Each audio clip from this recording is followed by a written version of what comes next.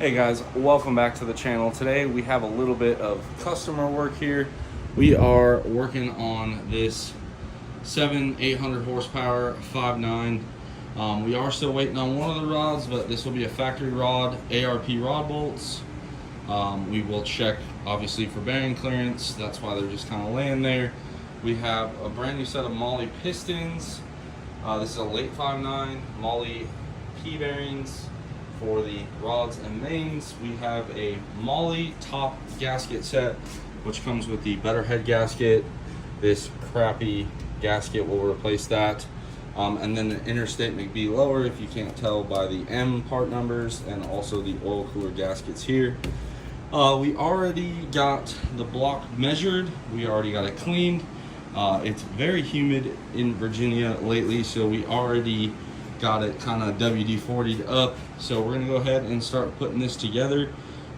First step with any motor is going to be cleaning all the parts, which you guys can see here. We did already go through and clean them all. We are reusing the cam and tappets. It's what the customer wanted, as well as the damper, again what the customer wanted. And yeah, it shouldn't be a terrible build. We have ARP rod bolts. He did opt for factory main bolts. And then we have a set of ARP 2000 head studs to cap it off there. So again, more of a budget build, but at the end of the day, we gotta do what we get paid to do, and I think this thing will still be a ripper for sure. We got, for those of you that always get confused, this is a 5.9. 5.9 common rails have saddle jets and J jets. On the early 03s, these might be capped with a bolt and a bar that goes across, and you use saddle jets. Again, that is if it doesn't have these passageways in the piston, or this notch is the easiest way. If it has the notch, it's J jets, where you knock a plastic plug in and you run a J jet. If the J jets are plugged and you run the saddle jet, I always recommend replacing those because they are plastic. They can get hot, brittle, crack, break, and then you have a piston that's not getting the proper lube. To get to the part everybody wants to know, New Performance Auto did the machine work on this.